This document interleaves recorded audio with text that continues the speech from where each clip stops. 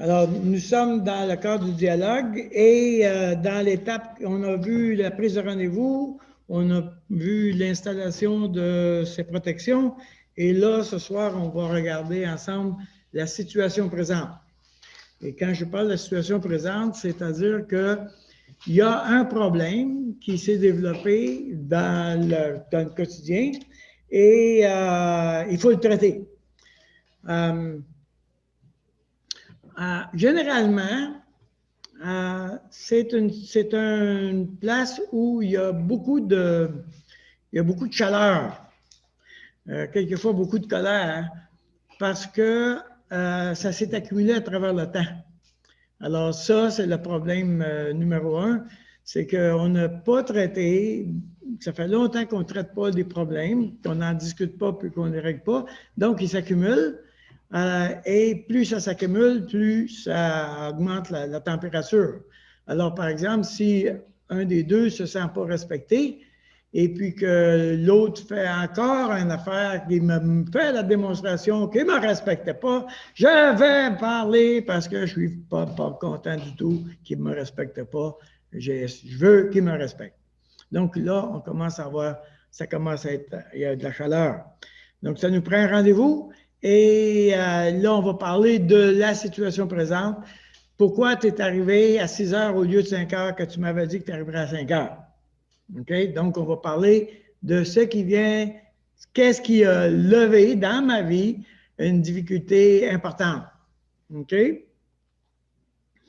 Alors, il y a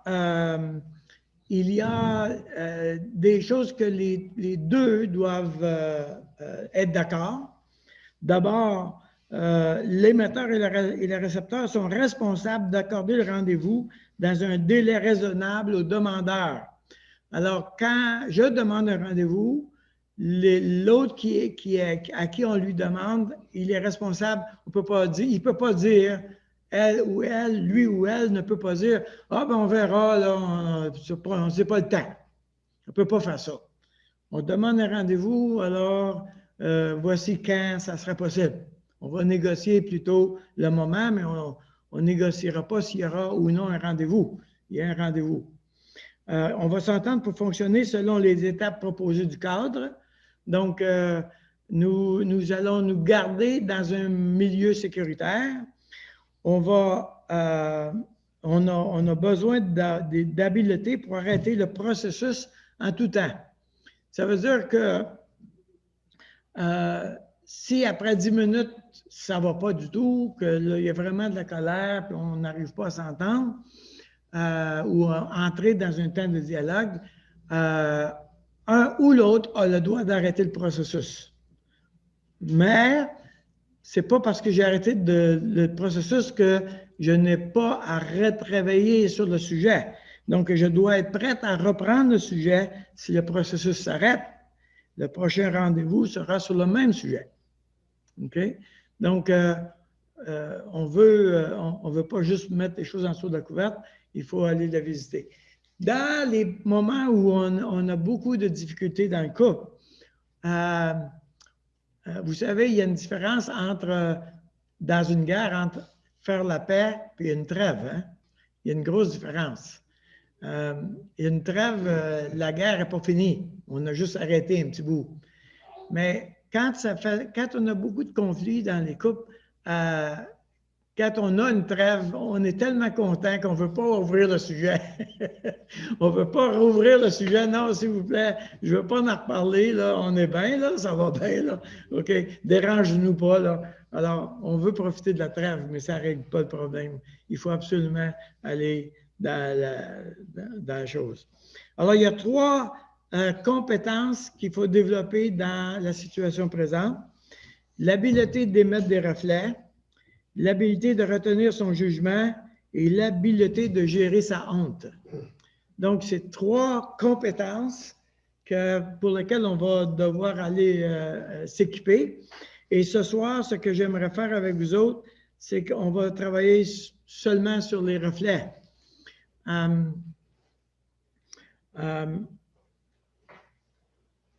Donc, oui, on va apprendre à émettre des reflets. et on va essayer de comprendre la mécanique de nos discussions. Le but des reflets, c'est de communiquer à l'autre que j'ai compris qu'est-ce que tu dis. Ça, c'est le but. Nous avons besoin de savoir que l'autre me comprend. Quand l'autre me répète ce que je viens de dire, je sais au moins que j'ai été compris. En général, on ne veut pas nécessairement qu'on soit d'accord avec nous, mais on veut au moins que j'ai besoin de savoir qu'on comprend mon idée. Après ça, on discutera, mais si je n'ai pas le sentiment que tu comprends mon idée, je vais la répéter. On avait une blague dans notre famille au repas. On était toujours au souper ensemble et autour de la table. Et ma femme, quelquefois, elle s'adressait à ses filles et quelquefois, elle était inquiète ou se préoccupait de quelque chose. Alors, elle disait une chose, puis là, elle la répétait une deuxième fois, puis elle la répétait une troisième fois. Et ma plus jeune, elle, n'est pas capable. Une fois, tu me l'as dit, là. Pas deux fois, puis pas trois fois. Alors, à un moment donné, elle a compris que si elle faisait un reflet à sa mère arrêtait de le dire. Elle avait été entendue. Alors, quand sa mère répétait une deuxième fois, ma plus jeune, elle disait, bon, mais je pense que tu as besoin d'un reflet, là. Puis, elle lui disait, si je comprends bien, maman, tu as vraiment peur que... Et puis, une fois que c'était fait, ça réglait l'affaire. Marie, elle ne répétait pas, hein? Mais aussi, alors, on a ça constamment. Si quelqu'un te parle de son problème, par exemple, j'ai compris, moi, que quand quelqu'un m'appelle parce qu'elle a un problème, en général, on a fait le tour du problème après 20 minutes. Vraiment, on sait exactement qu'est-ce qu'il y en a. Mais si la personne recommence à raconter son problème, c'est que le message que c'est, je ne suis pas sûr que tu m'as compris. OK? Et là, elle recommence. OK? Donc, c'est vraiment important qu'on puisse communiquer à l'autre. Oui, je t'ai compris. Ça ne veut pas dire que je suis d'accord, mais oui, je t'ai compris. OK? Nous avons beaucoup de difficultés à faire des reflets parce que nous avons le sentiment de faire croire à l'autre qu'on est d'accord. Et on ne veut pas faire ça. Parce que des fois, on n'est pas toujours d'accord, puis on ne veut pas aller là. Mais regarde, si tu veux faire ça, tu vas tomber dans l'argumentation. Ça, c'est certain. Alors, c'est quoi un reflet? Un reflet, c'est que chacun de nous, on a un monde émotionnel qui est en route et qui est codé. Quand je parle à l'autre, je ne parle pas nécessairement de mon monde émotionnel, mais je vais coder l'information pour la donner à l'autre. Alors, par exemple, ici, on va imaginer que c'est un jeune de 18 ans. Il pose la question, il parle d'un test de conduite. Est-ce que le test sera difficile? OK? Donc, il est inquiet, il va coder son message. Et moi qui l'écoute, je devrais décoder son inquiétude. OK? Maintenant, si tu ne fais pas un reflet ayant décodé, en général, et particulièrement les hommes, on est champion de toute catégorie pour ça, on s'occupe du contenu, on ne s'occupe pas de l'émotion. Alors, est-ce que le test sera difficile? Ben, as-tu été sur Internet? Il y en a des tests. OK? Peut-être tu pourras voir. Ou, ben non, je l'ai déjà fait, c'est bien simple. On s'occupe du contenu. OK?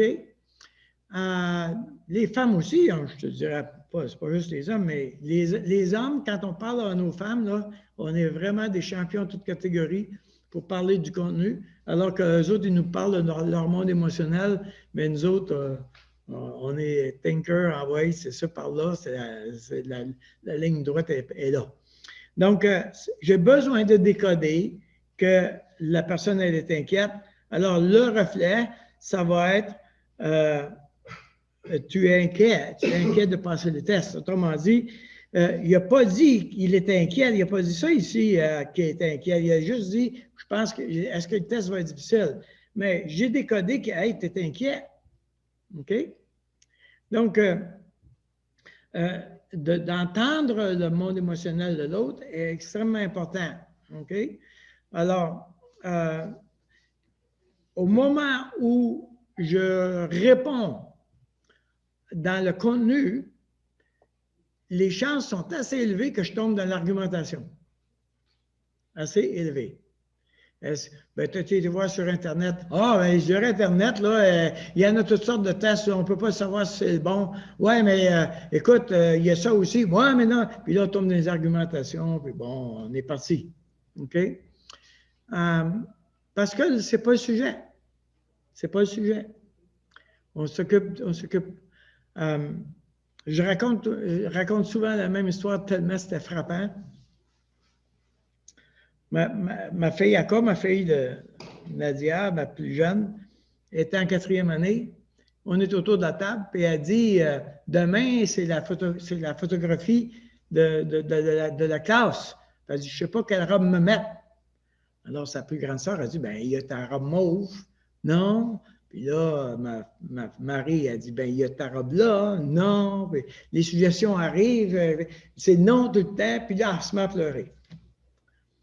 Bon, c'est clair qu'il y a un problème. Alors, on dit, OK, on fait un reflet, tu t'inquiètes que tu sois peut-être pas la bonne robe pour ta photo de classe. Et là, elle dit, ouais, elle dit, je veux pas être trop belle puis pas être trop moche. Elle dit, je veux être juste dans le milieu. OK? Donc, quand on lui suggérait des robes, dans sa tête, elle la faisait, ah, ça c'est trop beau. Ah, ça c'est pas assez beau. Voyez-vous? Mais jusque-là, elle n'avait jamais nommé, même pour elle, que c'était ça son problème. Une fois qu'elle a eu nommé son problème, on a juste dit, bon, ben, d'après toi, quelle robe serait juste dans le milieu? Et c'est elle qui l'a nommé. C'est elle qui l'a nommé. OK? Donc, c'est pour ça que je vous dis, des fois, par exemple, dans les partages, je vous dis, dans les partages, non, ne faites pas de conseils, ne faites pas de solutions, ne faites pas ça, ce n'est pas la bonne chose, vous faites un reflet. OK? C'est ça qui permet à la personne de comprendre qu'est-ce qu'elle vit. Quand nous partageons, une grande partie de nos partages, c'est de l'exploration. On ne sait même pas qu'est-ce qu'on vit. On ne sait même pas qu'est-ce qu'on cherche. Alors, on n'est vraiment pas à la place de dire à l'autre exactement qu'est-ce qui arrive. On est en train de tâtonner, on est en train d'explorer. Alors, je dois avoir la permission d'explorer et je te demande de me faire des reflets. Un reflet, c'est un miroir, hein? Alors, il y a quelqu'un qui parle et puis le reflet, c'est je te renvoie l'image que tu me donnes. C'est ça qu'il fait. Tu me donnes une image d'une personne inquiète, je te renvoie l'image que ce que je vois, c'est une personne inquiète. Maintenant, si je manque mon coup, que ce n'est pas l'inquiétude, OK? Si je dis, si la personne est inquiète, puis je parle de, tu as peur d'un échec, elle va probablement te dire, non, c'est pas ça. OK? Mais c'est pas grave, ça, quand même, qu'on manque notre coup. Pourquoi? Parce que nous voulons profondément, chacun de nous, être compris. Alors, si je manque mon coup et que la personne me réexplique et puis que là, je fais un bon reflet, j'ai été bien compris. On s'entend que si après le 5e reflet, tu es encore aux côtés de la coche, c'est évident que l'autre va arrêter de vouloir parler. OK?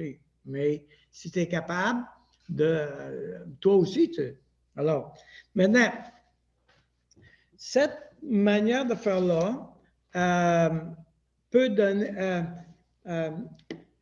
on devrait dire qu'on est des experts pour faire des reflets avec les enfants de 0 à 2 ans. On en fait parfaitement. Oh, mon petit gars, il est fatigué, là. Oh, ma petite fille, elle a mal aux dents. On fait des reflets. On en fait à tour de bras avec nos enfants, les petits-enfants. En cours de route, on arrête complètement de faire des reflets à la personne. Mais on continue de faire des reflets. Par exemple, on va dans une fête ou on va dans une famille, puis quand on revient, il y en a un qui dit à l'autre, Jacques avait l'air d'être vraiment en colère à soir, hein? Mais on ne l'a pas dit à Jacques. On l'a dit à l'autre, mais on ne l'a pas dit à Jacques. OK? Autrement dit, on a vu l'émotion, on a vu cette émotion-là, mais on n'en a pas parlé avec cette personne-là. On en parle aux autres, mais on n'en parle pas à la personne concernée. Ça, c'est le problème numéro 1. On n'est pas capable, non, on a perdu l'habileté d'exprimer à l'autre ce que nous lisons avec l'autre. OK? Si on est...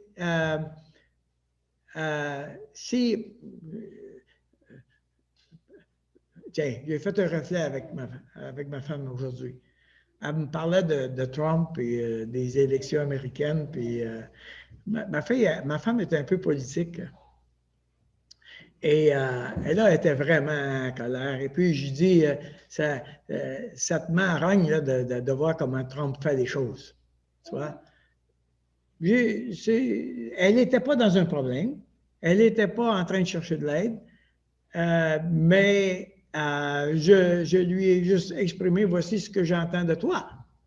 Voyez-vous? Donc, on peut faire des reflets constamment. Maintenant, si la personne n'est pas dans un... tiens, là, quelqu'un dit, je ne sais pas où j'ai perdu mon marteau, je me demande au pied, tu as l'impression, ça t'embarrasse que tu as perdu ton marteau, ce n'est pas un bon reflet, là.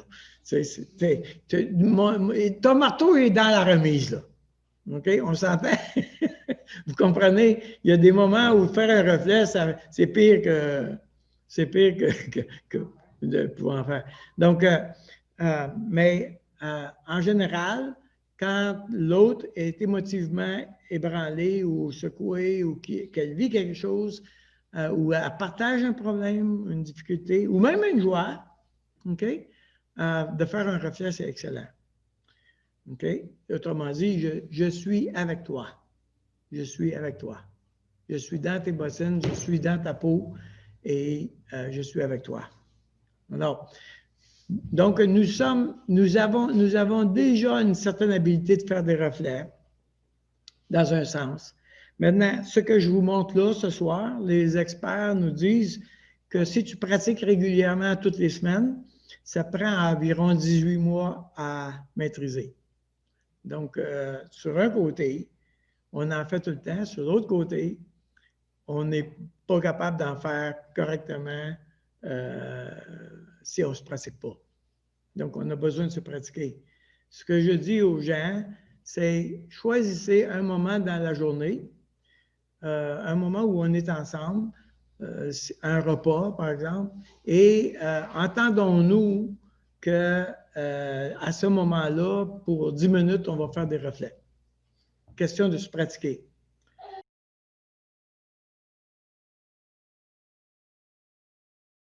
Quand on pratique comme ça autour de la table, on fait des pratiques. Quelquefois, il y a un petit sourire de la part de l'autre. Ah, tu te pratiques, là. OK? On te voit venir, hein, c'est ça, tu as fait un reflet, là, tu sais, ça, tu te pratiques, etc. Mais pour vous encourager, là, j'ai suivi une formation un jour on était 4 couples. Et nous étions avec une thérapeute, c'est une femme, qui nous enseignait un modèle de relation d'aide.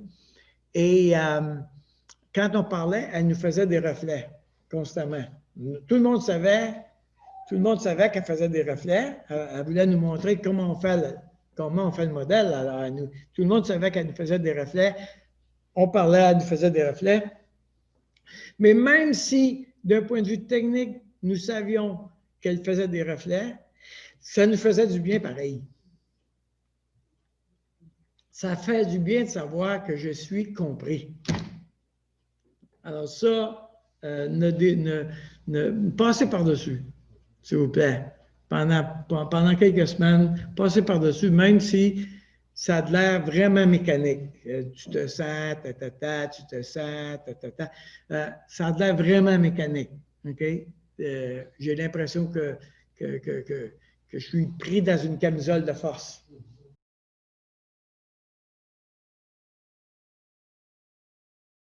Madame, toutes les dames, et vous autres aussi à la maison, mesdames, vous allez dire à votre mari, c'est toujours pareil, il n'y a rien qui change dans notre vie. OK? Tu vas dire ça à ton mari, et ton mari doit faire un reflet.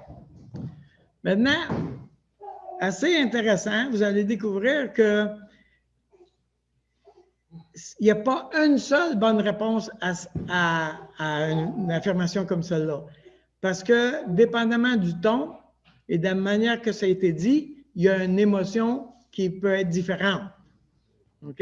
Donc, ce n'est pas tout le monde qui a la même émotion quand il dit ça à l'autre. OK? Donc, je vous laisse aller. Vous dites à votre mari, c'est toujours pareil, il n'y a rien qui change dans notre vie. Et vous, messieurs, vous faites un reflet à madame. Allez-y.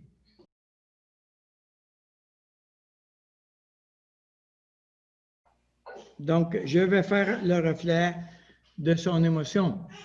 OK?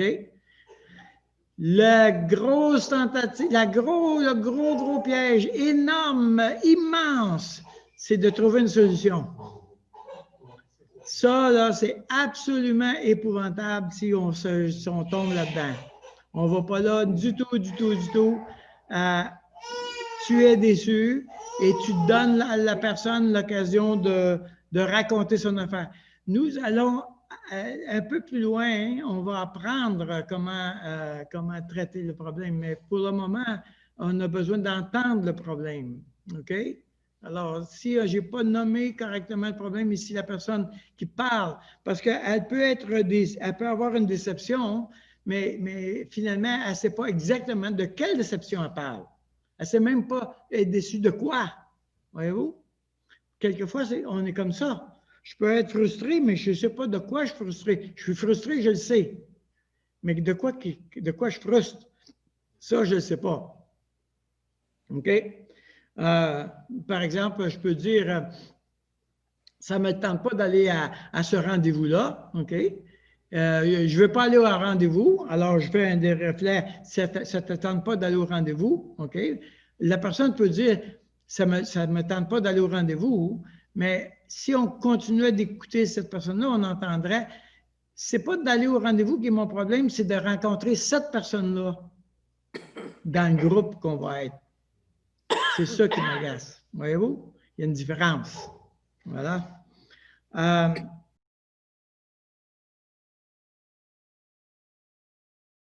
Nous allons, voici l'exercice. L'exercice pour l'émetteur. Alors, vous allez être à tour de rôle l'émetteur. Vous allez être 4 couples, OK? Non, deux couples chacun, des équipes de 2 couples. Non, des équipes, une équipe avec 2 couples. OK, bon, on comprend. Pfiou, je suis arrivé. Les 4 couples ensemble? Pardon? Les 4 couples ensemble? Non, vous allez être, vous autres, on va aller dans 2 salles différentes. OK, comme d'habitude. Ah oui, comme d'habitude. Mais madame va parler à monsieur, OK, puis elle va choisir un problème qu'elle aimerait partager à son conjoint. Et le récepteur va faire un reflet. Ensuite, l'émetteur va dire s'il a été compris ou non. Et puis, si vous faites 2, 3 fois, là, vous parlez jusqu'à temps que vous ayez compris. Une fois que ça a été, oui, tu m'as compris, maintenant, si c'était madame qui était l'émetteur, maintenant, c'est l'homme qui est l'émetteur. On refait le même exercice et madame doit faire le reflet. Vous le faites entre vous, mais vous êtes en présence de témoins. OK? Donc, ça, c'est le point. OK? Donc, vous allez maintenant dans les 2 salles qu'il y a là, si vous voulez. Puis moi, je vais m'occuper de mettre les autres dans des salles. Là.